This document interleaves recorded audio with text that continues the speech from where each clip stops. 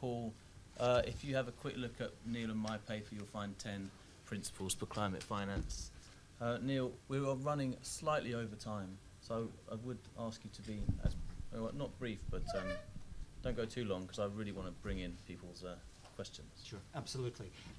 I'd like to start perhaps this discussion section by responding to one of the 5 challenges that Nick raised, namely the whole issue of responsiveness as measured by speed of delivery and the interesting concept of direct access, and put that in the context of the other sort of constraint perhaps that he applied was the concern over the highest operational standards.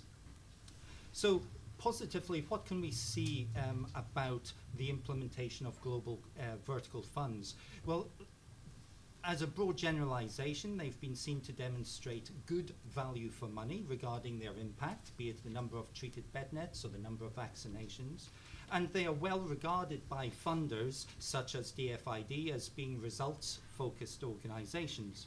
In addition, they have developed several of them comprehensive results frameworks with a strong emphasis on evaluation so that progress can be assessed. Perhaps less positively are the demands that some vertical funds place on national systems. And I'll give you one example from climate finance. And that is the difficulty the Adaptation Fund has had in accrediting national ministries. Now, without a national implementing entity under the Adaptation Fund model, you cannot achieve direct access. So this is a critical stage.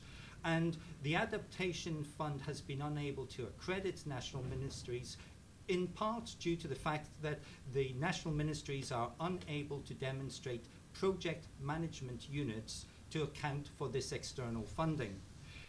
This would appear to lock such funding into project mode, and I would suggest losing the opportunity of achieving scale and the transformational change that Nick was alluding to earlier. So, giving that one example from existing climate funds, how might one move forward? Well, as both Paul and Richard have emphasized in their presentations, there are many lessons to be learned from other vertical funds that are involved in development finance.